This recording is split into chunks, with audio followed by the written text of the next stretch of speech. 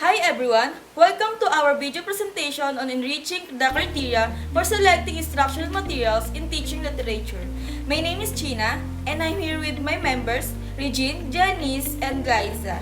Today, we're going to talk about the original criteria for choosing materials like books, poems, or videos for teaching literature. And then, we'll each share our own ideas to make those criteria even better. First, let's quickly review the original criteria we learned in class. These are the basic guidelines teachers use to pick materials.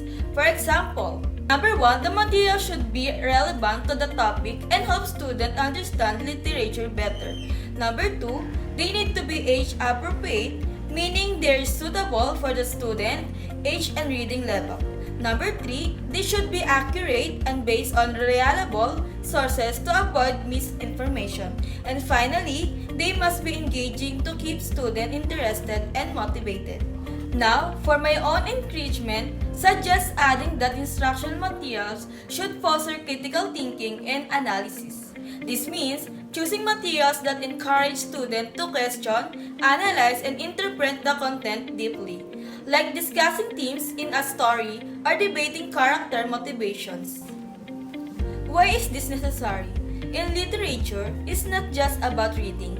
It's about developing skills to think critically, which helps students in real life, such as solving problems or forming opinions. Without this criterion, materials might be too straightforward and miss the chance to challenge students. Adding, it will make literature classes more impactful and prepare students for higher level thinking. Alright, with that said, let's hand it over to Regine for her enrichment. Thanks, China. My addition to the criteria is that instructional materials should include diverse perspectives.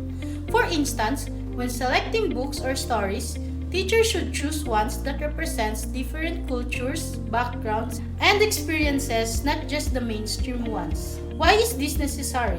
In today's world, students come from all kinds of backgrounds, and using diverse materials helps everyone feel included and represented.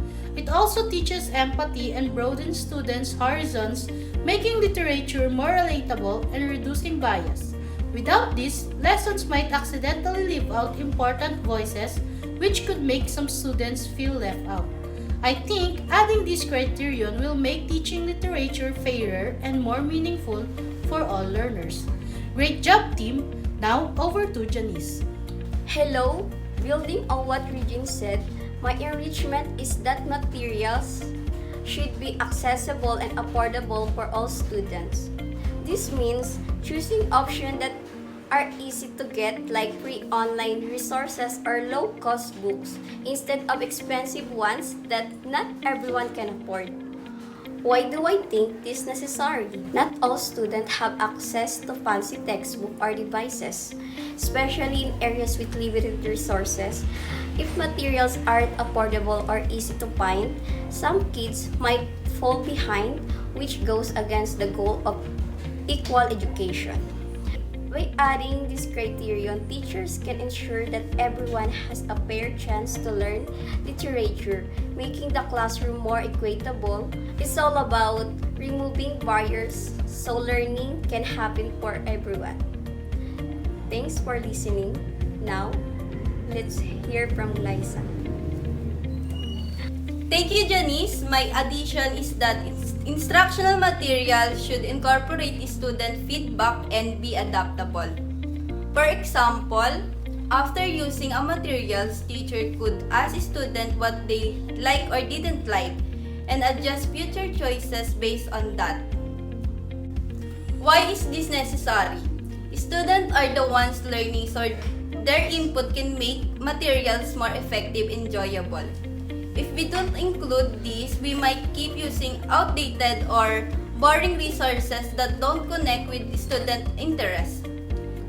This enrichment encourages ongoing improvement in teaching, helping literature classes stay fresh and engaging in a changing world. To wrap up our presentation, we explained that original criteria and each shared our enrichment to make them stronger. Remember, by adding these ideas, we can create a better learning experience for everyone. Don't forget to check our reference at the end.